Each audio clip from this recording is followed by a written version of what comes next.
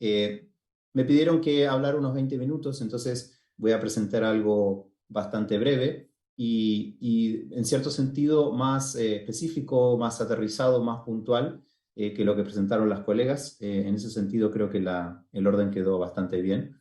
Quiero compartir con ustedes 5 ideas fuerza, 5 ideas más o menos simples pero importantes sobre escritura académica, y voy a poner el foco en educación superior porque educación superior es, digamos, mi nivel educativo de especialidad, pero no solo aplica a educación superior. Entonces les pido ahí que hagan la operación mental de pensar de qué manera estas ideas se trasladan, ajustan o no funcionan en otros niveles educativos. Por otro lado, quería compartir algunas evidencias de investigaciones de los equipos en los que participo relacionados con esas ideas fuerza, y una conclusión muy simple para luego abrir la conversación, que es la parte que espero con más ganas. Entonces, la primera idea fuerza, que es muy importante y que tenemos cierto consenso en el campo de los estudios de la escritura, es que en educación superior se lee y escribe de formas particulares. En educación superior se lee y escribe de formas particulares. Y cuando decimos formas particulares se opone a una visión de sentido común de la escritura y de la lectura generalista, ¿no? Se lee y escribe igual en todas partes, y una vez que uno aprende eso ya puede aplicarlo en cualquier contexto. Quería mostrarles unos datos de un estudio que publicamos hace muy poquito. Encuestamos a estudiantes de una universidad chilena, tuvimos una tasa de respuesta muy alta, 8.192 estudiantes, y los estudiantes están agrupados en 3 grupos. Por un lado, los estudiantes que están por entrar a la universidad, grupo de ingreso que van a la izquierda; en el centro, el grupo de transición, estudiantes en segundo o tercer año de universidad; y luego los graduados y graduadas recientes. Y les hicimos una serie de preguntas relativamente simples. En este caso les preguntamos qué era comparar, ¿no? Y les dimos 3 opciones. Comparar es buscar diferencias, comparar es buscar coincidencias, y comparar es buscar diferencias y coincidencias. Y lo que vemos acá, y es uno de los hallazgos interesantes, es cómo los estudiantes de nuevo ingreso, los estudiantes, como se dice en México, los estudiantes que están ingresando a la universidad, no tienen un consenso establecido respecto a algo que nosotros como profes podemos dar por supuesto, que es que comparar es diferenciar y mostrar coincidencias, ¿sí? 1 de cada 3 estudiantes cree que es solo mostrar coincidencias, ¿sí? Y luego hay un proceso de enculturación o de generación de consenso de los años siguientes, en donde, bueno, llegamos todos, este estudio también de hecho abarca a profes, a la conclusión de que tenemos que buscar coincidencias y diferencias. Pero también sabemos que es en ese primer y segundo año en donde se dan las tasas más altas de deserción, de abandono, ¿no? Entonces, acá hay, seguramente está operando parte de lo que algunos autores llaman el rito secreto, ¿no? De participación en las prácticas letradas, de algo que nosotros en general no enseñamos, pero que está ahí y que es una falta de consenso, hay una expectativa en la comunidad experta que los estudiantes ingresantes desconocen en buena medida.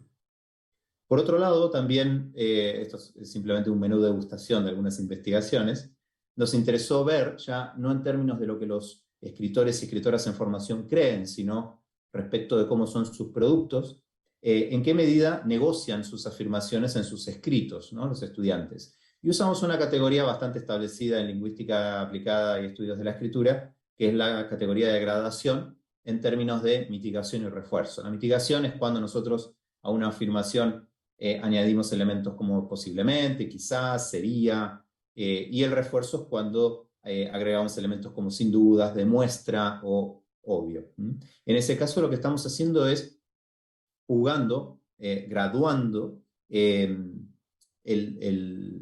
porcentaje de negociación que ofrecemos respecto a nuestras afirmaciones. Si mitigamos, estamos implícitamente diciéndole al lector, a la lectora, bueno, esto puedo negociarlo. Cuando reforzamos, estamos marcando lo contrario. Y lo que hicimos fue analizar cualitativamente esto en tesis de pregrado, ¿no? O grado, como se dice en Argentina, España u otros países. En 2 grandes áreas, en ingenierías y en humanidades, ¿no? Entonces encontramos que, primer hallazgo, que en todas las áreas se mitiga y se refuerza, ¿no? Porque algún sentido común podría decir que en ciertas áreas más duras, entre comillas, más experimentales, etcétera, más matemáticas, no se mitiga ni se refuerza, sino que las cosas son como son y punto, ¿no? Y no hay una estructuración retórica. Primer hallazgo. Segundo hallazgo es que en las áreas de las humanidades esa negociación es más frecuente. Esos números que ven son cantidades de mitigaciones y refuerzos por cada 1000 palabras en tesis.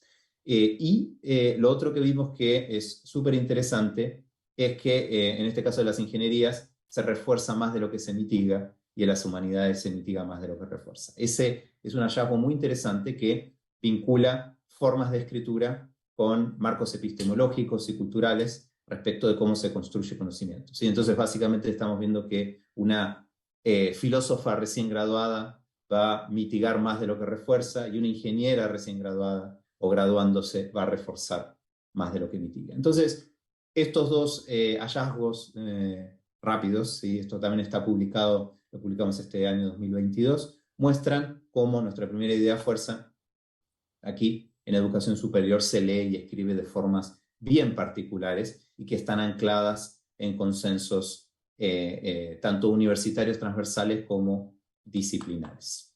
La segunda idea fuerza que quería compartir con ustedes hoy es que los estudiantes y las estudiantes con mejor desempeño usan ciertas estrategias de lectura y escritura. Esto es lo que estamos investigando en este momento. Estos hallazgos que les voy a mostrar ahora no están publicados todavía, aunque estamos en eso.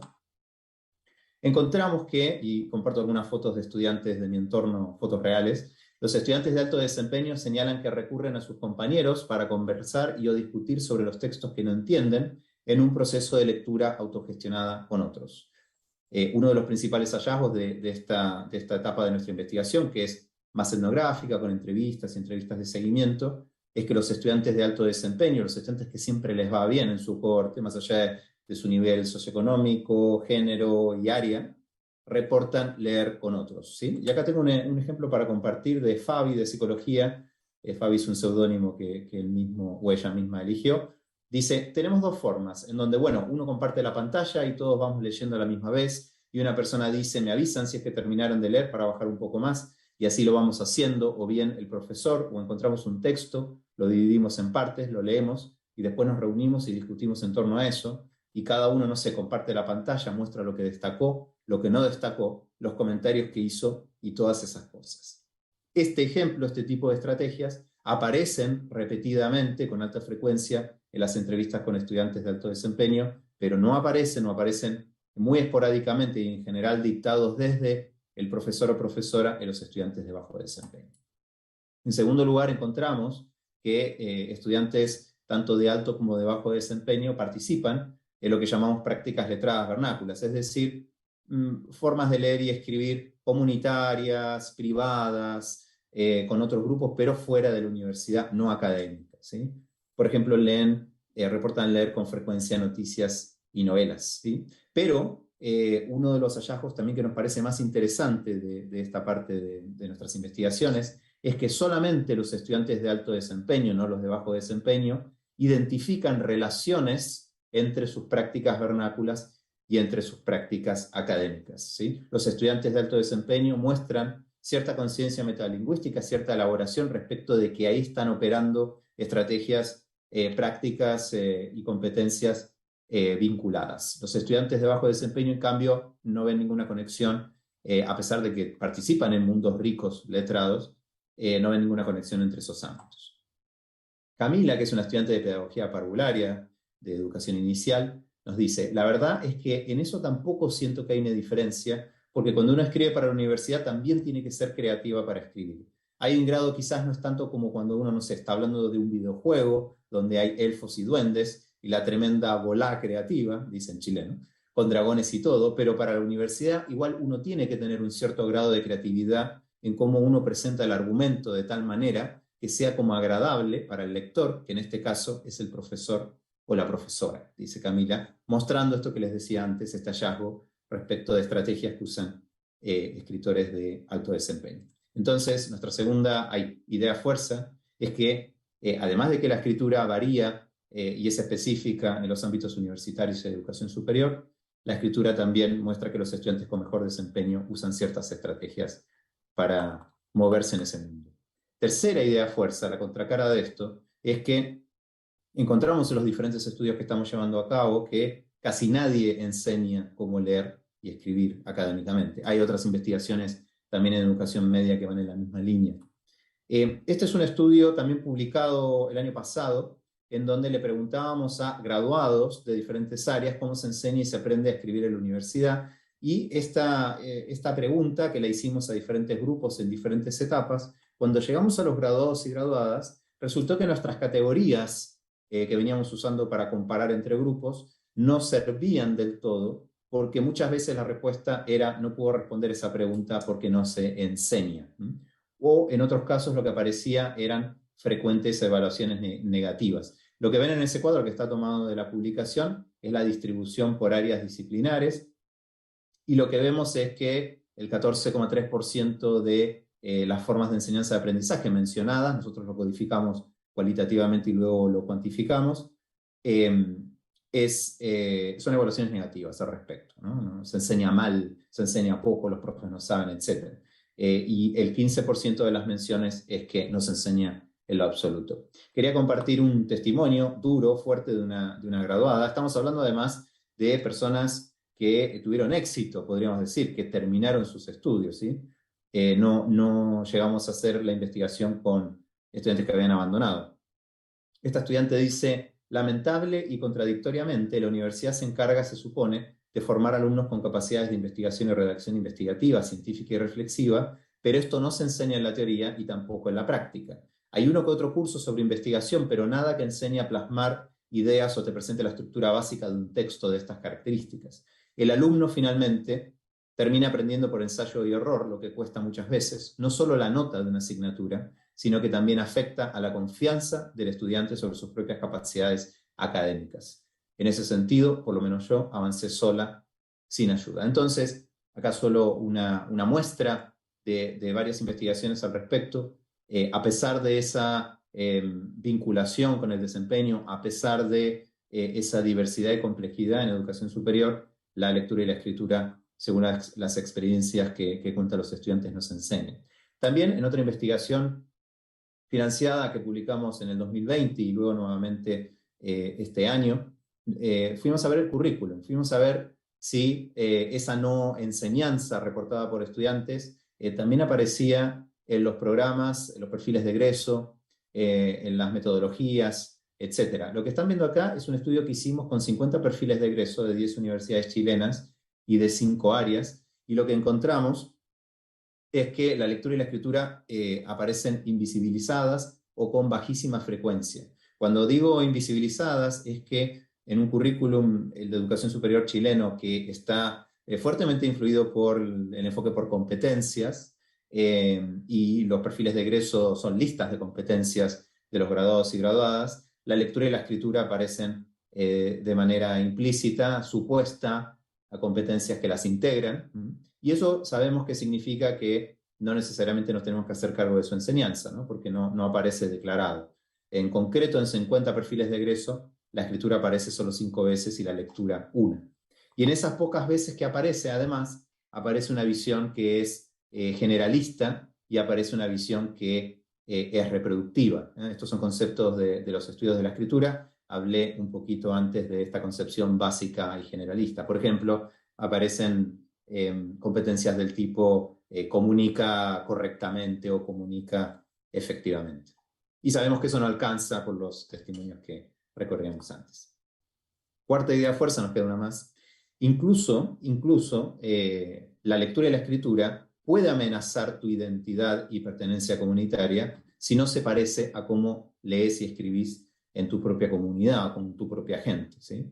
Esta es una línea de investigación más reciente en estudios de la escritura en Latinoamérica, aunque hay algunas autoras con bastante kilometraje y muy admiradas, como Virginia Zavala o Judith Kallman en México, compañera de Inés, de hecho, ahí en el instituto. Y les quería mostrar algunos testimonios que levantamos en diferentes publicaciones. Verónica nos dice: yo no sé si habrá como, o sea, sí hay tipos de escritura, depende de cómo escribe un profesor, a cómo escribe un ingeniero o un arquitecto, pero sigue siendo un lenguaje súper académico, así como con palabras muy rebuscadas para que suene muy lindo. Dice Verónica, pero yo antes le hacía mucho rechazo a eso, pero ahora no sé, mi pololo, mi novio, se ríe igual. Voy a detenerme ahí. Entonces, Verónica es una estudiante que ingresó a la universidad, a una universidad elite en Chile, por un programa de acceso inclusivo. Es una estudiante no tradicional, primera generación, que no debería haber ingresado según los mecanismos de selectividad del país y que tuvo esta oportunidad, y por tanto que tiene una gran distancia en las prácticas letradas de su comunidad respecto de las prácticas letradas de esa universidad elite, y declara, y es lo que levantamos en esta investigación, un rechazo a esa forma de escritura, ¿sí? Pero además muestra cómo su comunidad casi que le hace bullying, ¿no? Se ríe de esa manera que ella ha incorporado ya para su segundo año y que les hace reír. Dice, porque voy a llamar al alojamiento para ver si está disponible y yo redacto el mail y siento que lo leo, y cuando llamo siento que ocupo las mismas palabras como súper, no sé, como tienen alojamiento disponible para esta habitación, puras cosas así, y él, mi novio, se ríe mucho. La entrevistadora, bueno, éramos nosotros, ¿no? Los entrevistadores le decimos, ¿y cómo se siente esto nuevo que cuentas de usar este lenguaje técnico académico? ¿Cómo lo sientes? Verónica responde, es que yo lo rechazaba mucho, yo decía que esa no era yo, pero ahora que lo pienso, es un yo, pero haciendo otra cosa. No superándome, pero porque no encuentro que una persona que habla académicamente se supera, o es bacán, o es espectacular, no, pero siento que es otra parte para comunicar. Entonces vemos acá una estudiante que ha realizado un proceso de acomodación, ¿no? De acomodamiento de esa forma de comunicar que no la representa y no lo siente como propio. Quiero compartir otro testimonio para ilustrar esta idea, Valentina. Y Valentina habla de las citas, ¿no? Dice, tenía que usar bibliografía de lo que yo hablaba. Entonces decía, ¿cómo voy a encontrar a alguien que sienta lo mismo que yo? Eso también fue como algo muy aburrido, por decirlo así, del trabajo, porque había que hablar de mucha materia, como los conceptos que están aquí, y eso yo tenía que reflexionar, pero yo no tenía como qué reflexionar. Entonces no me gustaba hacerlo porque parece que tenía que inventar todo lo que decía para poder tener una buena nota, porque no podía poner, no sé, no reflexiono nada con esto, me iban a poner un rojo, me iban a desaprobar, porque en este texto yo no sentía estos conceptos como en mí. Si yo quiero una reflexión mía, va a ser mía, y no tengo que andar buscando autores que digan, no, eso es cierto. Entonces, este testimonio es importante y ilustra el punto. Este tipo de experiencias están reportadas en otros países, están reportadas por Virginia Zavala en Perú, están reportadas por Teresa Lillis en Inglaterra, y muestran cómo estudiantes cuyas comunidades y cuyas prácticas individuales están alejadas de la universidad, muchas veces ejercen una resistencia, ¿sí? No es simplemente que no saben, que no conocen las normas APA o lo que sea, sino que acá hay una agencia y se está poniendo en juego una identidad y una atención. Idea Fuerza 5, para ir cerrando, eh, además de que pone en juego nuestra identidad en muchos casos, además de que no hay demasiadas oportunidades de enseñanza y aprendizaje, hay ciertas mediciones de la escritura y de la lectura que operan en los sistemas escolares y que están vinculadas claramente a nivel socioeconómico. Yo les quiero mostrar acá algunos datos que estuvimos estudiando de la prueba de selectividad chilena, la prueba llamada PSU, ahora cambió de nombre, pero sigue operando de manera similar. Es una prueba que se le toma a cualquier estudiante que quiere ingresar a una universidad acreditada, digamos que tiene cierto estatus en el sistema de educación superior. Y en estos gráficos lo que ustedes ven es cómo el desempeño en la prueba de lectura, la prueba estandarizada de lectura, correlaciona con cómo a esos estudiantes les fue luego en su primer año universitario 2018, segundo año universitario 2019, tercero y cuarto. Hicimos un seguimiento a toda la cohorte de ingreso a una universidad. Y al mismo tiempo que predice desempeño, en cierta medida que correlaciona con desempeño, para decirlo mejor, también vemos cómo esa prueba correlaciona con el nivel socioeconómico del ingreso bruto familiar, ¿no? Entonces acá volvemos nuevamente al tema de nuestro panel.